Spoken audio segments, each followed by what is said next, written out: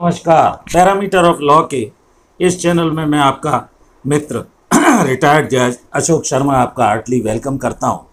आज का important topic है कॉन्स्टिट्यूशन भारत के संविधान से संबंधित केशवानंद भारती का महत्वपूर्ण मामला। हिस्टोरिकली जजमेंट है, लैंडमार्क जजमेंट है और इसमें 24 अप्रैल की तिथि अत्यंत महत्वपूर्ण है।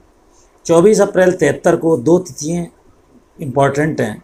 एक तो सचिन तेंदुलकर का उस दिन जन्म हुआ था और केशवानंद भारती का बाद में निर्णय हुआ। दूसरा 93 में पंचायती राज आया। तो ये एक भारत का जो संविधान है एक महान डॉक्यूमेंट है। सारी विधियां इसके अंतर्गत बनाई जाती है। कोई भी विधि जो कॉन्स्टिट्यूशन की बेसिक स्पिरिट के बाहर होगी उसको अनकॉन्स्टिट्यूशनल माननीय सुप्रीम कोर्ट कर सकते हैं। 24 अप्रैल 93 का दिन 73वां संशोधन, जैसा मैंने बताया अभी, पंचायती राज के संबंध में है। राज्य प्रयास करेगा कि पंचायतों का गठन हो। 91-92 में प्रयास हुए, 20 अप्रैल 92 में प्रयास हुए, 24 अप्रैल 73 में प्रयास हुए और ऑफिशियल गजट में ये सब प्रकाशित हुआ। केशवानंद भारती केस में ये तय कर दिया गया कि भारत के संविधान के बेसिक स्ट्रक्चर या बुनियादी ढांचे को संसद नहीं बदल सकती है।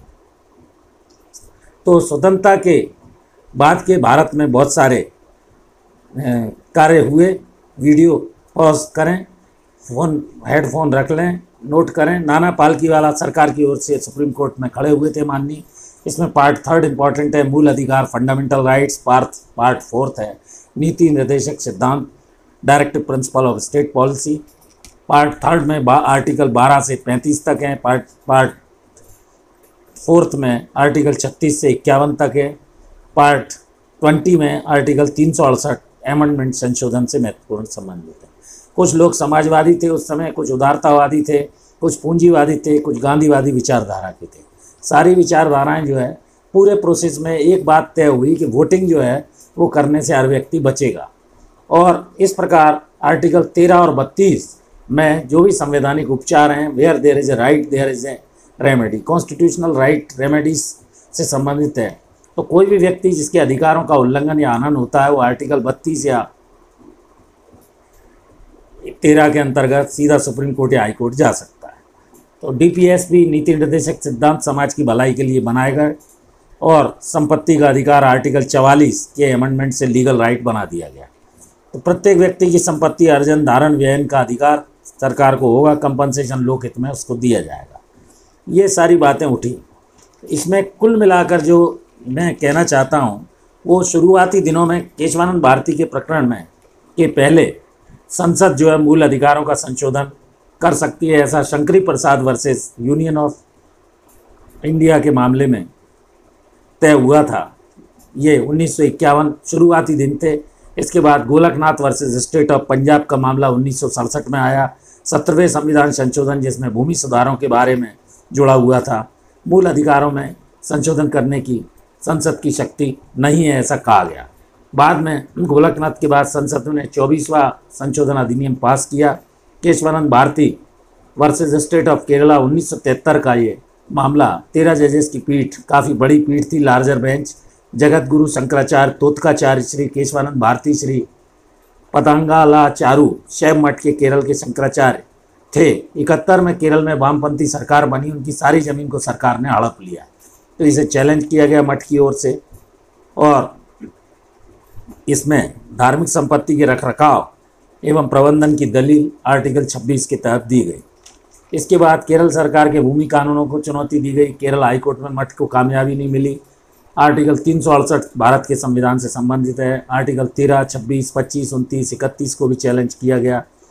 13 जजों की जो बेंच बनी उसमें 7:6 के रेशो में शीर्ष अदालत ने स्वामी केशवानंद भारती के विरोध में पहले फैसला दिया। संसद किसी भी अनुच्छेद में संशोधन कर सकती है लेकिन उसकी बेसिक या मूल स्पिरिट या भावना में संशोधन नहीं कर सकती, ऐसा ठहराया गया।